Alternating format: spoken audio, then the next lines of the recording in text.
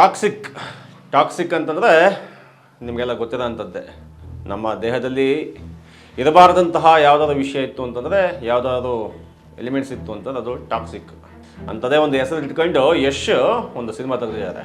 ಅದು March 19ಕ್ಕೆ release ಆಗುತ್ತಂತೆ. ಆ ಕಾರಣಕ್ಕೋಸ್ಕರನೇ ಇಷ್ಟೊಂದೆಲ್ಲ ಹಬ್ಬರ. ಯಾಕೆ ಅಂತಂದರೆ ನನ್ನೆ ತಾನೇ ಅವರ ಬರ್ತ್ಡೇ ದಿವಸ ಆ ಟಾಕ್ಸಿಕ್ ಸಿನಿಮಾದ ಟ್ರೈಲರ್ ರಿಲೀಸ್ ಆಗಿದೆ. ಅದು ಆ ಟ್ರೈಲರ್ನ ನೋಡಿದವರಿಗೆ ಅದು ಸಿನಿಮಾ ಅಂತ ಅನ್ಬೇಕು, ಏನು ಅಂತ ಅನ್ಬೇಕು, ಏನು ಗೊತ್ತಾಗದೆ ತಬಿಬ್ಬಾಗಿ ಯಶ್ ನಮ್ಮ ಹುಡುಗ ಅಂತೇಳಿ ಸಿಕ್ಕಾಬಟ್ಟೆ ಪ್ರಮೋಷನ್ ಮಾಡ್ತಿದ್ದಾರೆ.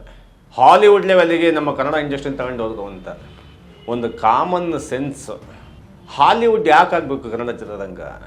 ಸ್ಯಾಂಡಲ್ವುಡ್ ಆಗೇ ಇರಲಿ. ಸ್ಯಾಂಡಲ್ವುಡ್ಗೆ ಅದರದೇ ಅದು ಘನತೆ ಇದೆ.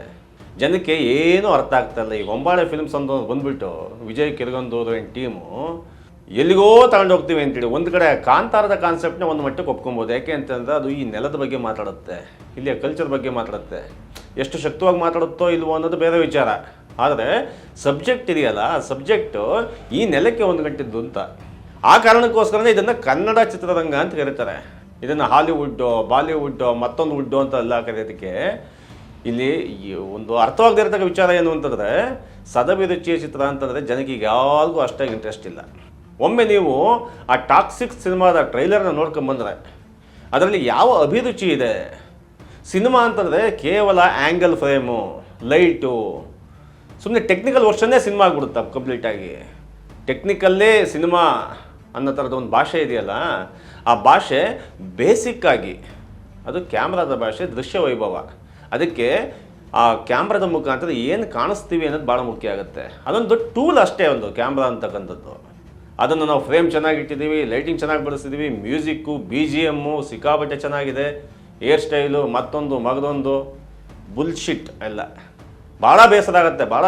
ಏನಕ್ಕೆ ಅಂತಂದರೆ ಇಡೀ ಒಂದು ಕಾಲದಲ್ಲಿ ಇಡೀ ಭಾರತನೇ ಕನ್ನಡ ಚಿತ್ರರಂಗದ ಕಡೆಗೆ ನೋಡೋ ಅಂಥ ಒಂದು ಕಾಲ ಇತ್ತು. ಕಾಲ ಸಾಕಷ್ಟು ಬದಲಾಗಿದೆ. ಕಾಲ ಸಾಕಷ್ಟು ಬದಲಾದ ನಂತರವೂ ಕೂಡ ಸಾಕಷ್ಟು ಒಳ್ಳೆಯ ಸಿನಿಮಾಗಳು ಬರ್ತಾ ಇದ್ದಾವೆ. ಯಾಕೆ ಒಳ್ಳೆಯ ಸಿನಿಮಾಗಳು?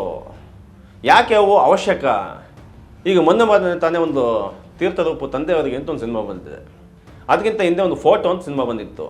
ಹಾಗೆ ಕನ್ನಡದ ನೆಲದ ವಿಷಯವನ್ನು ದಾಟಿಸ್ತಕ್ಕಂಥ ಸಾಕಷ್ಟು ಸಿನಿಮಾಗಳು ಬಂದಿದ್ದಾವೆ. ಟಾಕ್ಸಿಕ್ ಬಗ್ಗೆ ಇರತಕ್ಕಂಥ ಒಂದೇ ಒಂದು ತಕರಾರು ಅಂತಂದರೆ ಅದನ್ನು ಕನ್ನಡ ಸಿನಿಮಾ ಅನ್ನೋ ಕಾರಣಕ್ಕೋಸ್ಕರ ನಾವು ಅಷ್ಟು ಪ್ರಮೋಟ್ ಮಾಡೋ ಅವಶ್ಯಕತೆ ಇದೆಯಾ? ಆ ಇಡೀ ಟ್ರೈಲರ್ನಲ್ಲಿ ಇರತಕ್ಕಂಥ 2-2.5 ನಿಮಿಷ ಟ್ರೈಲರ್ನಲ್ಲಿ ಕನ್ನಡ ಎಲ್ಲಿದೆ? ಅಲ್ಲಿ ಕನ್ನಡ ಹೋರಾಟಗಾರರಲ್ಲಿ ಎಲ್ಲಿ ಮಲ್ಕೊಂಬಿಟ್ಟಿರೋದು? ಹೋಗಿ ಎಷ್ಟನ್ನ ಕನ್ನಡವನ್ನು ಅಂತ ಯಾಕೆ ಕರಿತೀರಿ ನೀವು?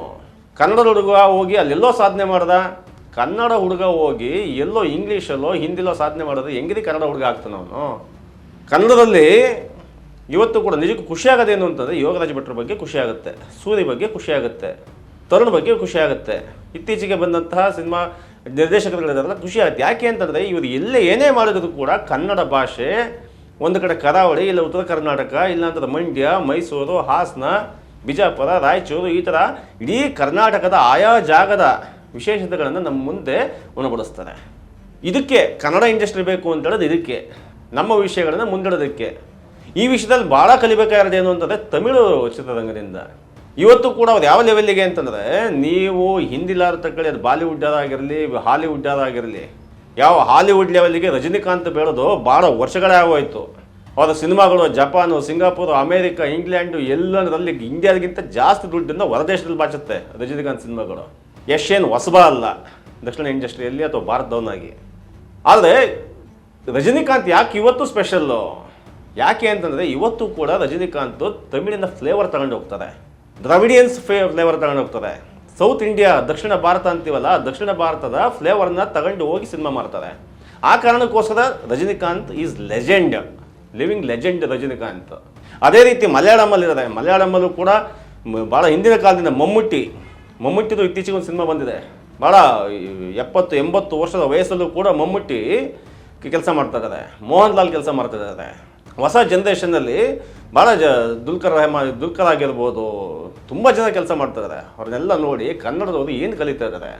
ಒಂದು ಕಡೆ ಬಡವ್ರ ಮಕ್ಕಳು ಬೆಳೆಯಬೇಕು ಕಣೆ ಅಂತಕ್ಕಂಥ ಜನಗಳ ನಡುವೆ ಅರ್ಹತೆ ಬಗ್ಗೆ ಒಂದಷ್ಟು ಟ್ಯಾಗ್ಗಳಾಗ್ತವೆ. ಇವೆಲ್ಲ ಅನ್ನೆಸೆಸರಿ ಟ್ಯಾಗ್ಗಳು. ಸಿನಿಮಾ ಬಗ್ಗೆ ಮಾತಾಡಬೇಕು ಅಂತಂದಾಗ ಟಾಕ್ಸಿಕ್ ಇದೆಯಲ್ಲ, ನಿಜಕ್ಕೂ ಕೂಡ ಭಾಳ ಕನ್ನಡಿಗರಿಗೆ ಭಾಳ ಬೇಸರವನ್ನು ಉಂಟು ಮಾಡೋದಂಥ ಒಂದು ಸಿನಿಮಾ ಆಗಿ ಆಚೆ ಬರುತ್ತೆ ಅನ್ನೋದ್ರಲ್ಲಿ ಯಾವ ಅನುಮಾನ ಕೂಡ ಇಲ್ಲ. KGF ಅಲ್ಲೂ ಕೂಡ ಒಂದು ಈ ನಾಡಿನ ಕಥೆ ಇತ್ತು. KGF ಅಲ್ಲಿ ಆಗಿದ್ದಂತಹ ದುರಂತದ ಕಥೆ ಇದೆಯಲ್ಲ, ಅದನ್ನು ಜನಗಳ ಮುಂದೆ ಇಡೋದಕ್ಕೆ ಒಂದು ದೃಶ್ಯ ವೈಭವ ಬೇಕಾಗಿತ್ತು. ಆ ವೈಭವದ ಮುಖಾಂತರ KGF ಅಲ್ಲಿ ಆ ಕೂಲಿಯಾಳಾಗಿ ದುಡಿದಂತಹ ಜನಗಳನ್ನ ಅಟ್ಲೀಸ್ಟ್ ಆ ಜನಗಳನ್ನ ತೋರಿಸಿದ್ರಲ್ಲ. ಆ KGF ನಂತರದಲ್ಲಿ ಅದು ಏನಾಯ್ತೋ ಏನೋ ಗೊತ್ತಿಲ್ಲ, ಇವರಿಗೆ ಹಾಲಿವುಡ್ಡಿನ ರೇಂಜಿನ ಕನಸು ಬಿದ್ದು ಆ ಗೀತು ಮೋಹನ್ ದಾಸ್ ಅಂತ ಡೈರೆಕ್ಟರ್ ಸಿನಿಮಾದ್ದು, ಅವರು ಯಾವುದೋ ಒಂದು ಶಾರ್ಟ್ ಮೂವಿ ಮಾಡಿದ್ದಾರೆ, ಅದಾದ ನಂತರ ಯಾವುದೋ ಒಂದು ಮೂವಿ ಮಾಡಿದ್ದಾರೆ. ಅವ್ರ ಗಂಟೆ ಏನೋ ರೈಟ್ರ್ ಏನೋ ಆಗಿದಾರಂತೆ.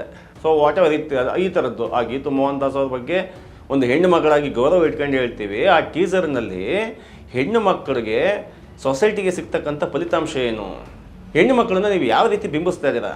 ಆ ಟ್ರೈಲರ್ ನಿಮಗೆ ಕೊಟ್ಟಂಥ 2 ನಿಮಿಷದ ಟ್ರೈಲರ್ನಲ್ಲಿ ಹೆಣ್ಣಿಗೆ ಇರತಕ್ಕಂತಹ ಸ್ಟ್ಯಾಂಡ್ ಏನು? ಹೆಣ್ಣು ಮಕ್ಕಳನ್ನ ನೀವು ಕೇವಲ ಏನಕ್ಕೆ ಬಳಸ್ಕೊತಾ ಇದ್ದಾರೆ? ನೀವು ಒಂದು ಸಣ್ಣ ಸೂಕ್ಷ್ಮತೆ ಬೇಡವಾ? ಸಿನಿಮಾದ ಸೂಕ್ಷ್ಮತೆ ಅನ್ನೋದು ನಿಮ್ಗೆ ಯಾವತ್ತು ಗೊತ್ತಾಗೋದು? ಭಾಳ ಪ್ರಭಾವಶಾಲಿ ಮಾಧ್ಯಮ.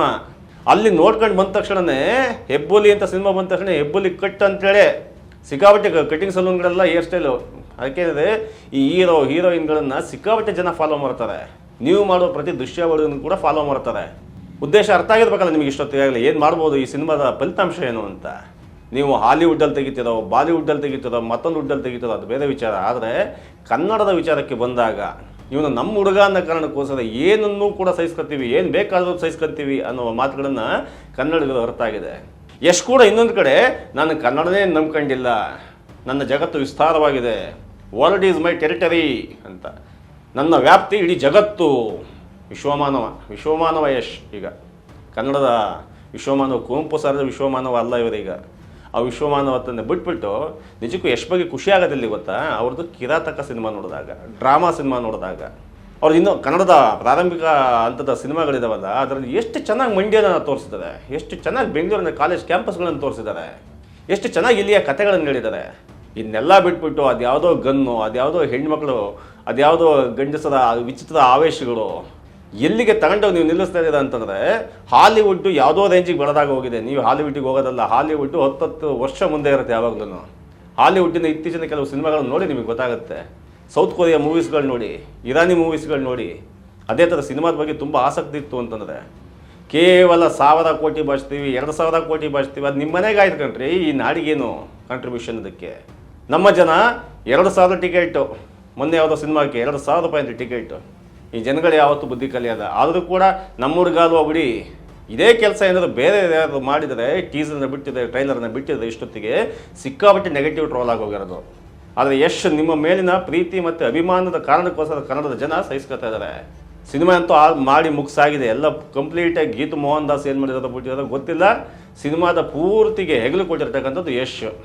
ನೀವು ಯಾವ ಮಟ್ಟಿಗೆ ಬೆಳೀತೀರ ಏನೋ ಗೊತ್ತಿಲ್ಲ, ಆದರೆ ಸಿನಿಮಾ ರಂಗ ಯಾವತ್ತೂ ಕೂಡ ನೆನ್ಪಿಟ್ಕೋಬೇಕಾದಂಥ ಕೆಲಸ ನೀವು ಮಾಡ್ತೀರಾ. ಈ ಟಾಕ್ಸಿಕ್ ಅಂತೂ ಆಗೋಗಿದೆ. ಅವತ್ತೇ ದುರಂಧರ್ ಭಾಗ 2 ಸಿನಿಮಾ ಕೂಡ ರಿಲೀಸ್ ಆಗ್ತಾ ಇದೆ. ದುರಂಧರ್ಗೂ ಕೂಡ ಟಕ್ಕರ್ ಕೊಡೋಂಥ ಸಿನಿಮಾ ಇದು ಅಂತ ಜನ ಮಾತಾಡ್ಕೊತಿದ್ದಾರೆ. ದುರಂಧರ್ ಕೂಡ ಆ ರೀತಿ ನೋಡೋದು ಒಂದು ಪ್ರಪಗಂಡ ಮೂವಿ. ಕನ್ನಡ ಚಿತ್ರರಂಗ ಆಗಿರ್ಬೋದು, ಇಡೀ ಭಾರತದ ಚಿತ್ರರಂಗ ತುಂಬ ಇಕ್ಕಟ್ಟಿನ ಪರಿಸ್ಥಿತಿಯಲ್ಲಿದೆ.